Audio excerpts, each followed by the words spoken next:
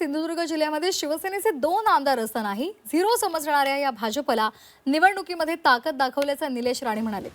To the point with Kamlesh Sutar या विशेष मुलाखतीमध्ये त्यांनी भाजपचे प्रदेशाध्यक्ष रवींद्र चव्हाण यांच्या भूमिकेवर टीका केली आहे.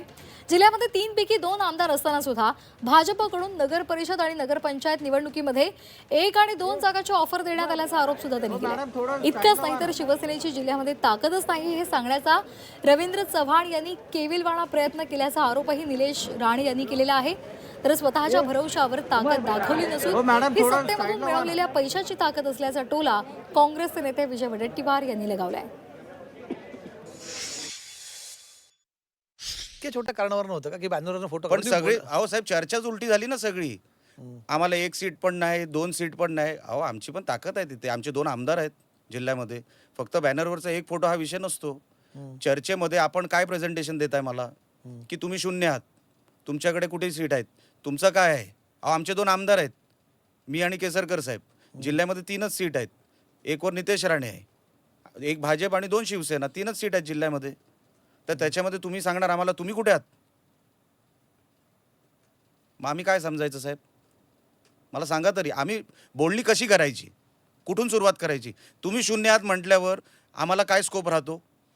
पण ज्यांचे आमदार तिथे 2 आहेत त्याला शून्य कसं म्हणू शकता कोणी. मी हा विचार मी सांगू का? एक्झॅक्टली मी सांगू का? तुम्हीच माझ्या प्रश्नाचं उत्तर दिलं. नाही, माझा प्रश्न पुढे आहे निलेश. विचारा.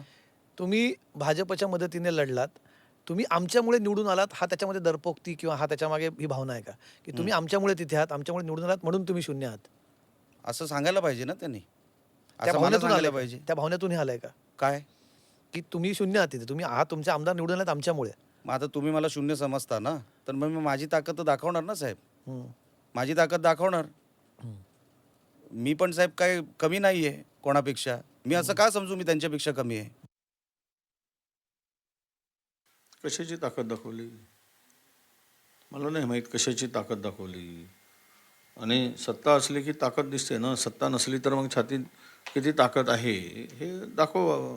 सत्तेतील असलेल्याला कुठली सत्ता यंत्रणांचं ताकद असते, सत्तेची ताकद असते आणि सत्तेतून पैसा मिळतो त्याची पण ताकद असते. त्यामुळे ही ताकद, ही दाखवलेली ताकद मला वाटतं की ही स्वतःच्या भरोश्यावर नाही तर सत्ताधारी म्हणून सत्तेच्यातून मिळवलेल्या पैशाच्या भरोश्यावर ही ताकद आहे असं माझं मत आहे.